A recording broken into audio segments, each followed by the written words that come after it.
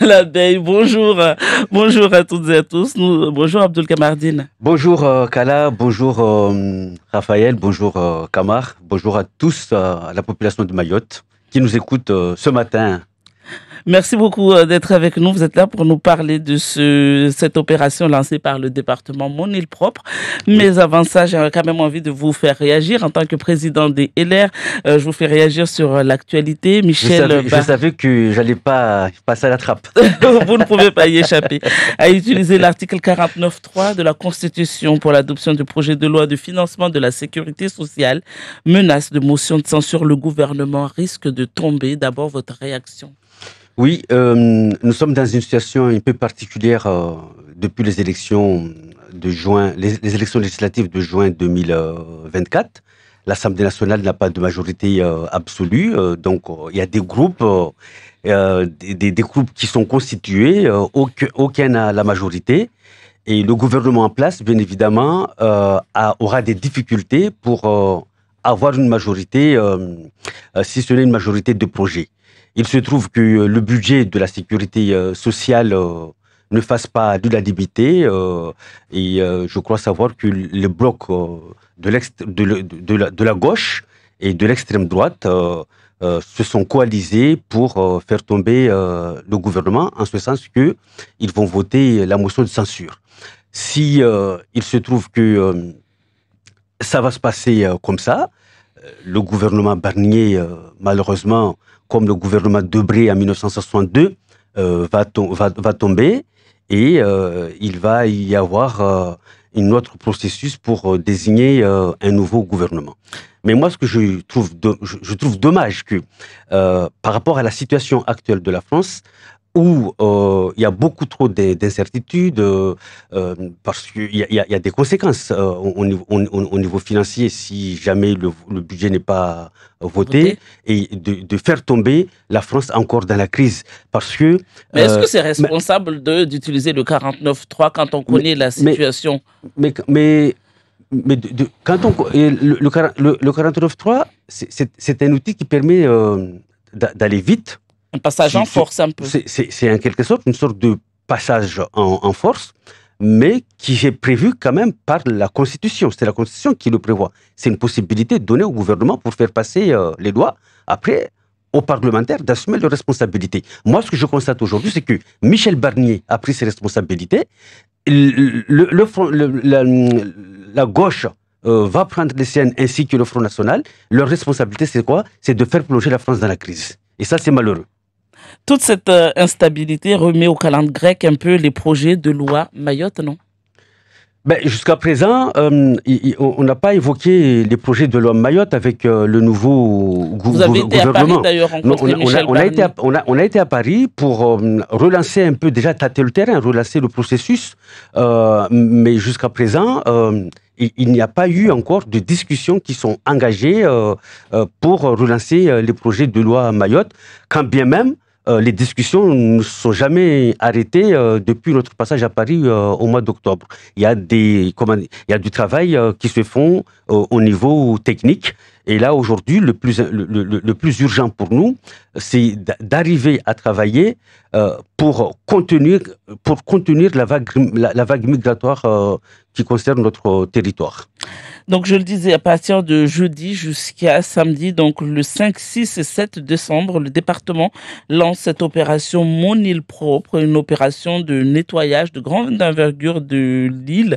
Et normalement, donc, il devrait y avoir le 5, nettoyage des zones urbaines, le 6, nettoyage des zones naturelles et le 7, nettoyage des sites remarquables. Alors, comment ça va se passer?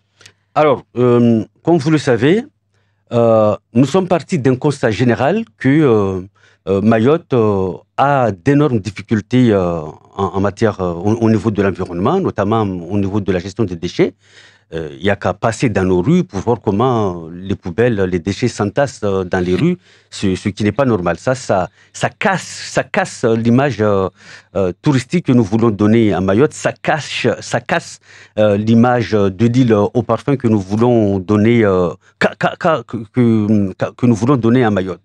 Et le conseil départemental, partant de ce constat, a décidé pour la première fois d'engager cette action de mobilisation générale, parce que des actions de nettoyage, il y en a un peu partout, dans Mayotte, tout au long de l'année, organisées par des mairies, organisées par des associations.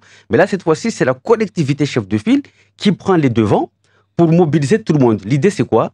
C'est d'arriver à sensibiliser sur la problématique que nous ne pouvons pas, très longtemps, vivre avec cette situation. Il faut en finir.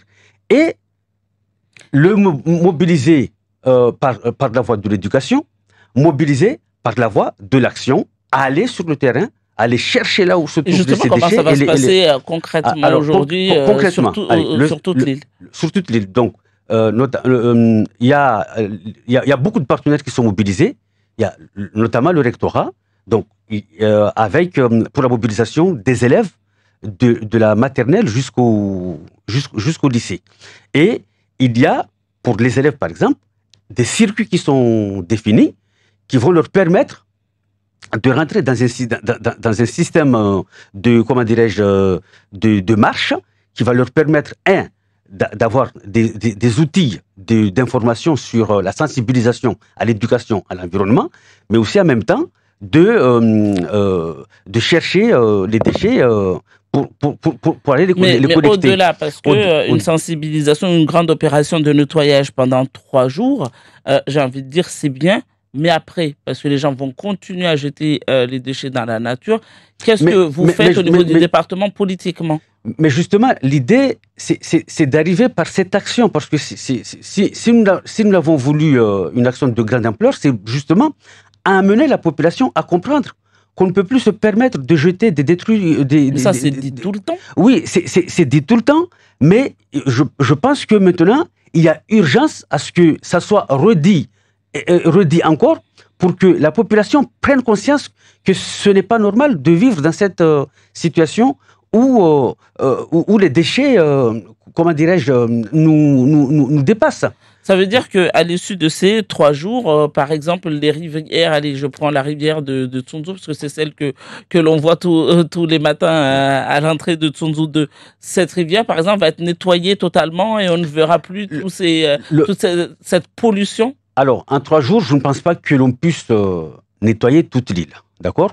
Mais on va essayer, tous ensemble, de regarder les sites remarquables pour les rendre... C'est quoi les sites remarquables? Mais par exemple, les rivières, quand vous passez, quand on circule sur les routes départementales, quand on circule sur les routes nationales et qu'on voit des déchets de véhicules, de pneus dans nos rivières, d'accord? Quand vous voyez au bord de la route, vous voyez des carcasses de voitures, tout ça, c'est pas normal parce que cette opération concerne tout type de déchets. Que ce soit des déchets alimentaires, des déchets industriels, tout. Donc, ça concerne tout. Je reviens sur ce que je disais, c'est que j'ai l'impression que c'est un truc ponctuel, qui est bien, hein, mais dans le fond, si on ne règle pas le problème en amont, s'il n'y a pas de sanctions aujourd'hui, par exemple, pour les gens qui laissent leurs déchets un peu partout, qui laissent les carcasses de leurs voitures au bord de la route, on ne réglera pas le problème. Alors, c'est vrai que si on ne sort pas, si on ne va pas chercher sur le porte-monnaie, cette affaire ne sera pas résolue. Mais là aussi encore, je rappelle que chacun a ses responsabilités. La responsabilité de la propriété urbaine incombe au maire. Il appartient au maire de définir les modalités de mise en œuvre chacun dans sa commune pour éviter à ce qu'on soit noyé par les ordures et des carcasses dans tout genre de voitures et autres. Et justement, d'ailleurs, parmi vos soutiens, il y a les intercos. Comment ça va se passer dans les intercos et quelle action durable également, en fait? Alors, moi, je sais par exemple, l'Interco Nord, ils ont mis en place une déchetterie mobile. Il y a des points de rendez-vous qui sont pris tous les mois. Et tel mois, je crois que c'est un samedi, ils se retrouvent dans telle commune. Normalement, ce jour-là, toutes les personnes qui ont des déchets verts ou des déchets lourds, hein, des meubles, des appareils électroménagers, ce jour-là, ils peuvent amener leurs déchets dans ces bennes-là et dans ces lieux précis et l'Interco se charge pour de ramasser, d'accord, de ramasser pour aller les amener à la déchetterie. Donc ça veut dire que si les collectivités, chacun peut s'organiser pour aller dans le sens de l'élimination des déchets. Mais le plus important aussi, c'est que la population suive. Quand l'Interco dit que c'est tel jour que moi, je mets à disposition à la population une benne pour, comment dirais-je, pour les déchets, ben, il faut y aller ce jour-là. Il ne faut pas aller l'autre jour et poser les détruitis un peu partout dans nos rues. Mais du coup, est-ce qu'il n'y a pas un problème avec les dates? Parce que jeudi, vendredi, les gens travaillent. C'est les week-ends. L'exemple que j'ai donné, c'est les week-ends. Ce sera le week-end. Ah ouais, oui, parce que le 5, le 6, le 7. Voilà, donc jeudi, vendredi, les gens travaillent. Par exemple, le 5,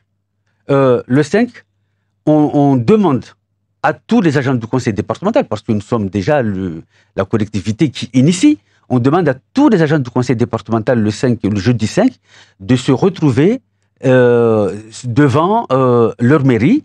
Hein, les mairies vont constituer des points de rassemblement, de départ de cette opération pour les agents des collectivités publiques, les intercos, les mairies, conseil départemental.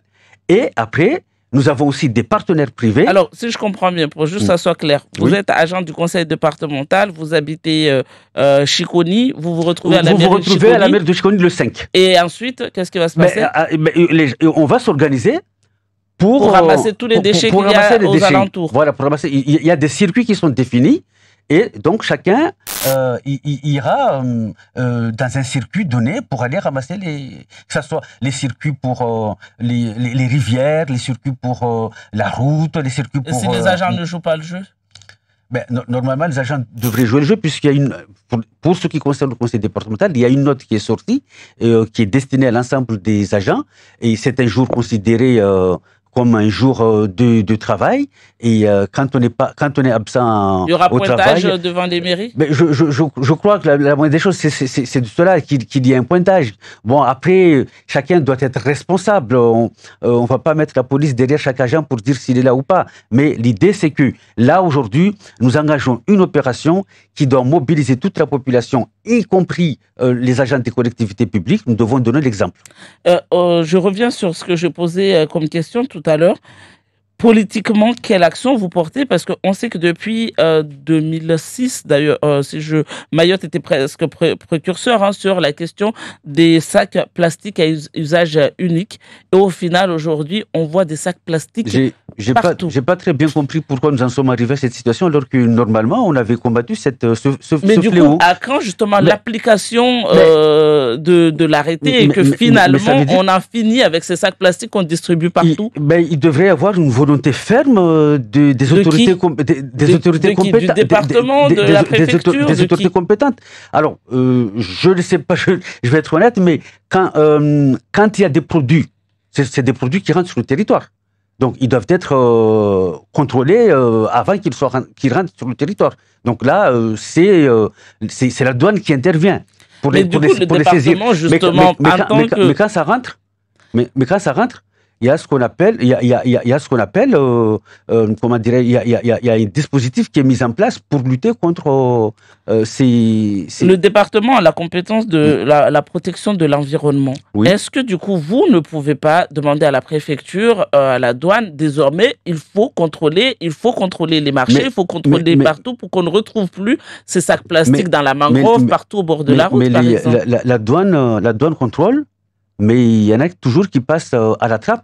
Beaucoup alors, hein? Oui, mais maintenant, ce qu'il y a, c'est comment faire pour que ceux qui sont mis en circulation dans notre territoire de façon illégale, parce qu'on avait déjà... c'est interdit, d'accord? Et comment lutter contre cela? Donc moi, je pense qu'il faut que les autorités se retrouvent à nouveau pour discuter et échanger sur les modalités nouvelles pour en venir à bout de ce fléau. Et autre chose, c'est au-delà de sacs plastiques, c'est le plastique de manière générale aujourd'hui qui entre sur le territoire.